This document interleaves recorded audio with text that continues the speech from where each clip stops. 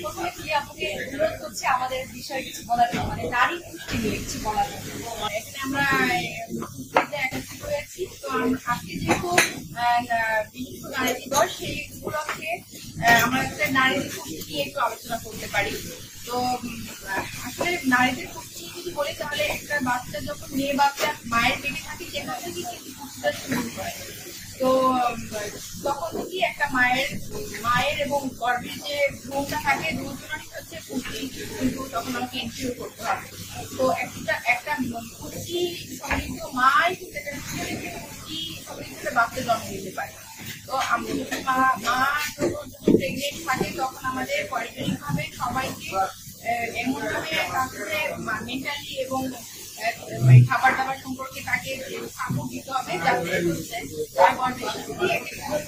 নিয়ে জন্মগ্রহণ করে।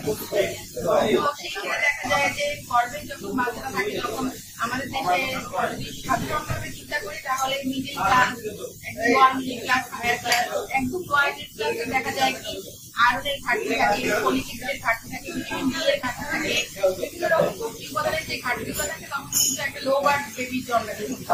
এইগুলো যদি আমরা কিভাবে ওদের খাবারের দিতে পারি, বা খাবারের মধ্যে খাবারগুলো থাকবে আরো সমৃদ্ধ খাবার, বা এই গ্রাম পর্যায়ে থেকে শহরের সব জায়গায় ক্যাম্পিং এর মাধ্যমে তাদের জ্ঞান দেওয়া হয় যে কি কি ধরনের খাবারগুলো থাকে, তাহলে কিন্তু গর্ভবতী একটি নিয়ে জন্মগ্রহণ করতে পারে।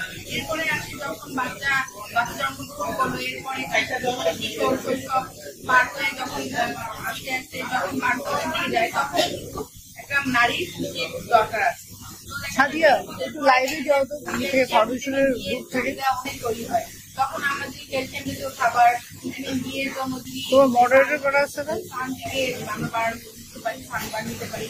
তারপরে হচ্ছে পুষ্টিকর যে খাবারগুলো আছে, আয়রন সমৃদ্ধ খাবার, তারপরে হচ্ছে ফলিক অ্যাসিড সমৃদ্ধ খাবার, ম্যাগনেসিয়াম, আর্ট জাতীয় খাবার, মানে টোটালি সে যে স্বল্প মূল্যে যে কিভাবে সে সারাদিনে তার পুষ্টি চাহিদাটা নিশ্চিত করতে পারে, এইভাবে যদি তাকে কাউন্সিলিং করা হয়, তাহলে মনে হয় আমরা দিক থেকে তাকে আমরা এরকম পাবো যে কি ধরনের খাবার দিতে পারি।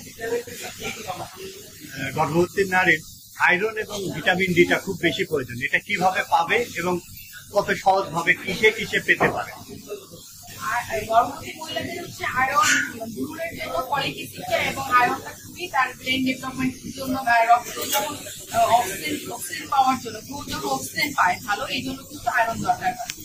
তো আয়রন জাতীয় খাবার দেখা যায় তারপরে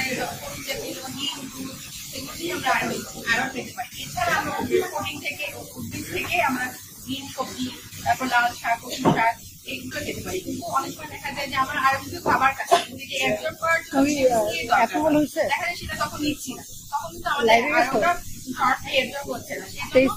মানে বলে দিতে হবে যে যখন আয়রন জাতীয় খাবারগুলো আমাদের যে বুবা, কাঁচামরিচ, ধনেপাতা এগুলো নিতে হবে, কারণ তাপে নষ্ট হয়ে যায়। আমরা রান্নার মাধ্যমে যেসব মানে ভিটামিন সি পাচ্ছি, সেটা কিন্তু তাপে নষ্ট হয়ে যাচ্ছে। সেই জন্য আমাদের এই খাবারগুলোর সাথে মিশিয়ে নিতে হবে।